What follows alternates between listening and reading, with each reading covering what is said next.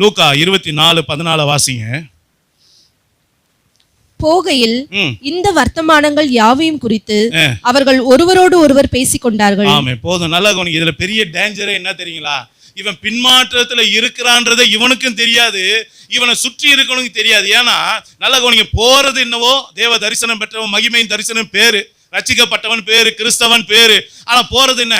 எம்மா ஊருக்கு போறான், பின்மாற்றத்துக்கு போறான், ஆவிக்குரிய வீழ்ச்சிக்கு போயிட்டு இருக்கான். நம்பினது நடக்கல, அதனால பின்மாற்றத்துக்கு போயிட்டு இருக்கான். ஆனா இவன் பேசுறது எதை பத்தி பேசிட்டு இருக்கான்? இயேசுவை பத்தி பேசுறான். அப்பதான் கண்டே பிடிக்க முடியாது. பெரிய டேஞ்சர், ஆவிக்குரிய டேஞ்சர் என்ன தெரியுங்களா? தான் பின்மாற்றத்துல போறனே தெரியாம அப்பவும் அவன் எதை தான் பேசிட்டு இருப்பான்? இயேசு அப்படி பண்ணாருங்க, இப்படி போனாருங்க, இப்படி வந்தாருங்க, அப்படி இயேசுவை பத்தியே பேசுவான். ஆனா எங்க போய்கிட்டு தான் பேசுறான்?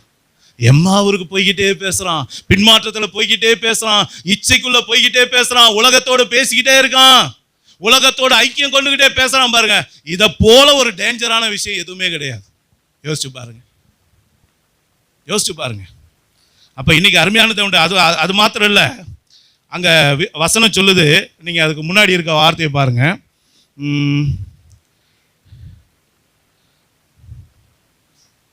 இயேசு கிறிஸ்துவை சிலுவையில் அறைஞ்சது என்னைக்கு?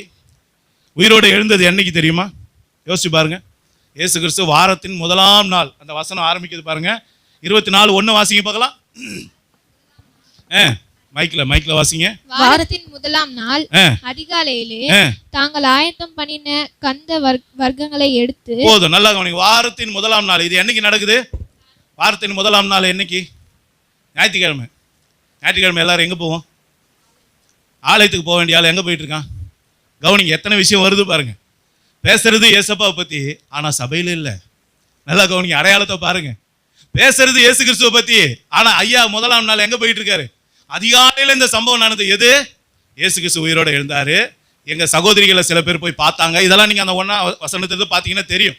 கொஞ்சம் பேதுரு கூட போய் பார்த்தாராம். நல்லா கவனிங்க, இதெல்லாம் எப்போ நடந்தது?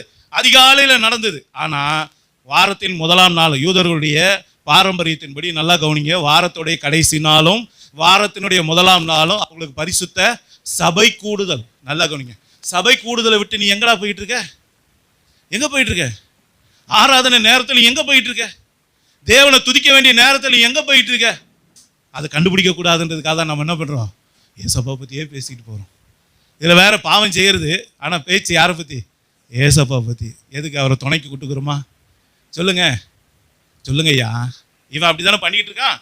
போறது எம்மா ஊரு, போறது பின்மாற்றம், போறது அவிசுவாசத்துக்குள்ள போயிட்டு இருக்கான். அப்ப இவனுக்குள்ள என்ன பேச்சு வருது? இயேசுவை பத்தி பேசுறான். நம்மளை பத்தி தான் சொல்லப்படுதா?